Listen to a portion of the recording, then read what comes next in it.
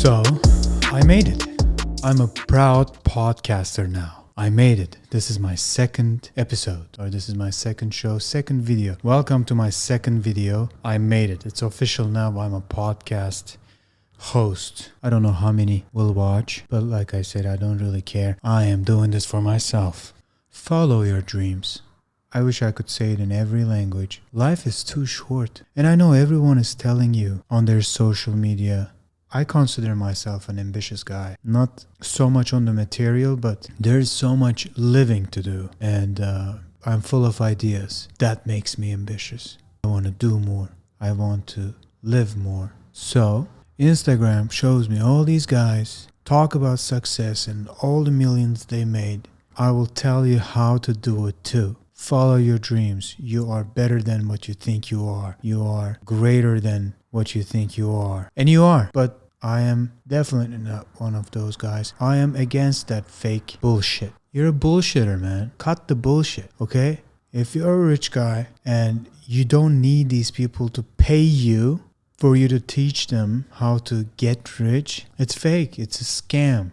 And I'm not saying these guys don't know what they're talking about, but obviously you need people to subscribe to you, or you need people to pay you to learn from you. So yeah, I feel like if I was, how I made $1,000 to $20 million in 1 year. If I made the 20 million, I'm not here sitting talking to you in front of a camera and I want to teach you how to do it too. No, I want to get massages for like 6 hours a day. I want to be by the beach. Still, I would probably be doing something, I would find an ice cream business to start in Fiji or something. But I want to be sincere here. I want to have an honest community. That's what I'm trying to do. I am trying to build an honest community that maybe I can share my thoughts with or stories with, Yeah, honesty is something I'm looking for. And this social media life, don't see it. I don't know if anyone will see this video ever, but when I was trying to find what I'm going to talk about or what can I do, what would be an interesting thing for people to watch, I did a small research and nothing I found was something I want to do. Does it make sense? Nothing I found that is very popular interested me. The stupid dances, they're not stupid, they're dances. Dancing is great. It's one of the most beautiful things to do. Dancing is great. I'm not against it. I love watching people dancing. I love funny videos. I love to see your dad having a problem with a ketchup bottle. I swear, every day there's some kind of construction going on in this building. Anywho, I can't do those things. I don't want to do that. But today I want to say this. Follow your dreams. Another quote that I love. If you're not brave enough to follow your dreams, someone else will hire you to follow theirs. I have a dream. I want to be a storyteller. I was at UCLA. I wanted to be a filmmaker. That's why I came to United States. I was in Istanbul going to university. I decided to be in film business because I never saw myself going to an office building or a workplace every day. I can't go to one place every day for work. So I wanted to be on the street or another location every 2-3 days or a week, every month somewhere else. And production or film business allowed me to do that. And the pay wasn't that bad. So I was in production already, finished the university, graduated. And then I decided I would like to get greater education about the subject on film. So where do I go? Los Angeles. I moved to Los Angeles after university. I went to UCLA. I was doing this graduate program on film. By the way, you don't have to go to school to be a filmmaker. I am totally against it. Those years of education, you would learn much more being on film set. When I was studying at UCLA, I took an acting class. And I realized, first time in my life, I don't want this class to end. I don't want to stop learning about this thing. Or I didn't want to stop practicing it. I wanted to learn more about this craft. I wanted to learn more about human psychology. Why do we do what? Why do we do the things that we're doing? And it was just so interesting for me to analyze written material, understand, and to be able to use your own body and mind to portray what's written on the paper as an art form. Crazy. So I didn't want to leave the class. I was like, whoa, I love this. I want to do this. Fuck behind the camera. I love directing. Also, takes a long time, and I have commitment issues with the work. If you're directing something, you're stuck with it for 3 years, 2 years, long time. I fell in love with acting. I decided, you know what? I'm young. I'm broke already. What do I have to lose? I want to be an actor. So I quit school. I quit UCLA. I said, this is a waste of time anyway. I will go to an acting school. Luckily, in LA, there are some decent acting schools. I was too old for university, and I didn't want to spend 4 years of my life going to school again. So I found this great school called Stella Adler. It's in Hollywood. I suggest everyone, actor or not, fantastic experience. It's hard to say fantastic experience. By the time I decided to go to acting school, I already finished my money. I finished the money I saved up to come here in Turkey. I came from Turkey. I worked there. I saved up money. I came here to study. And when you're on a student visa in US, you can't work. But I decided to follow my dream. I believed in myself. I guess everything starts with believing in yourself, not anyone else. Because, most of the time in this business, or maybe any business in this wild world now, no one taps on your shoulder and say, good job. It's hard to get that. So you need to do that by yourself. Stella Adler, great school, expensive.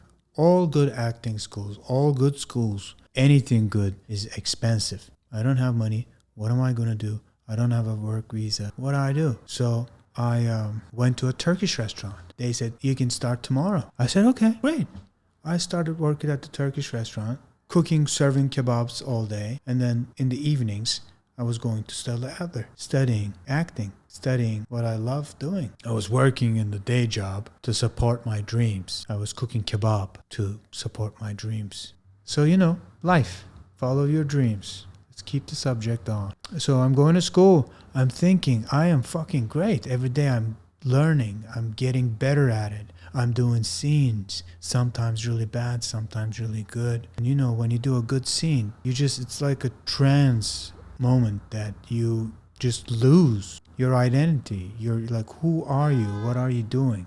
You just finish the scene and you're like, what just happened? I have no idea. I don't remember. In school, you're there all the time. You're working. You're going home thinking, how can I do this better? Investigating everything. And then finally, you do scenes, you do classes, movement classes, voice classes. And then you start doing plays. And at this time, I'm thinking, you know what? I got this. I'm good at it. I have an accent, if you didn't realize yet. I have an accent. And back in time even, it was harder. If you have an accent, you're the foreign guy, and that's all you will get. You can't audition.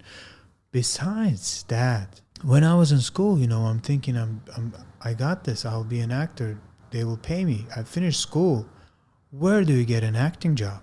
Where do you fill out an application? Nowhere. No one tells you how to do that. You need an agent. You need someone to submit you for these auditions, and casting directors will nay or yay on you, basically.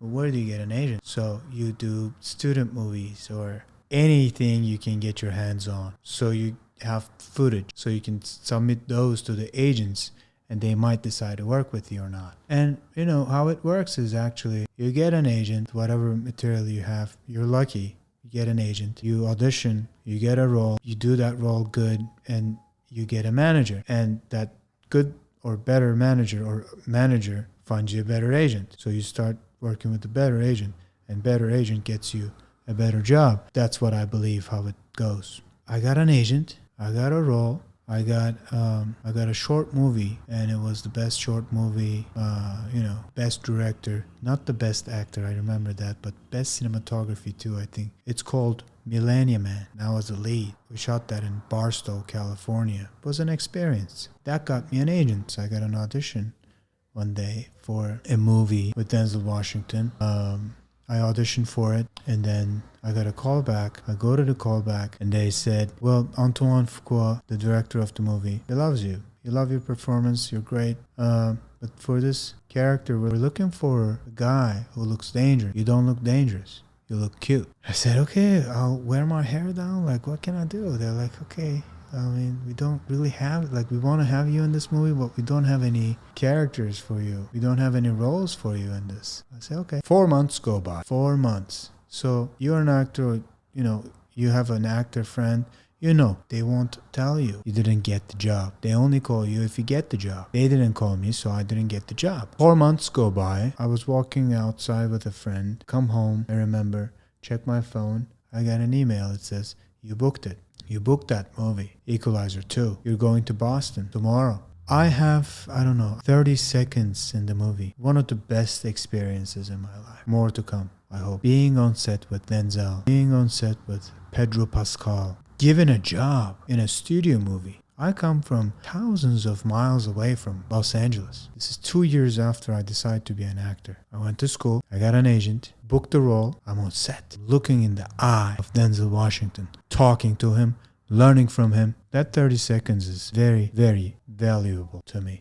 After that, I got a manager. I got another role. I booked a movie. A feature movie didn't come out yet. It's a festival movie, art house movie. It's called Winter in LA. It was selected as the best picture, best movie in Los Angeles Asian Film Festival. Not a joke. It's a great story. It didn't come out yet. I booked that. And then I went to Turkey. When I went to Turkey after that movie, I booked a soap opera. And I'm loving it. I'm on set every day. I'm getting paid. I'm an actor. I'm a full-time actor. I'm on set working as an actor, or I'm home eating pizza and playing PlayStation. Great life. I made it. They decided to cancel the show in the 6th episode. So I shot 6 episodes and they decided to cancel it. I'm upset. I'm really upset. I'm like, whoa, okay, I guess another low point of my life. And this was, I guess, January. And then, it's okay. I'll go back home. For me, home is LA. I left Istanbul. I came to Los Angeles. 2 weeks later, COVID happened.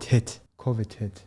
What happened is everything got canceled. And I'm so happy that I wasn't in Turkey during COVID. I was in LA. In Turkey, people had to go home at like 7 p.m. every day for 2 years. I was here hiking and, took a break from life like everyone else. Ups and downs. I have a lot of stories like this. Whatever happened to me. But what you have to do, what they say, trust the process. Yes, trust the process. To learn with life. Tom Hanks, he says, this shall pass. This shall pass. If you trust yourself, if you believe in yourself, if you did what you need to do, if you keep it moving, life is moving. If you keep it moving, keep doing it, your time will come. Whatever you do, whatever you want to do, follow your dreams. Trust the process. True. Whoever said it, great. You're always where you have to be at that time.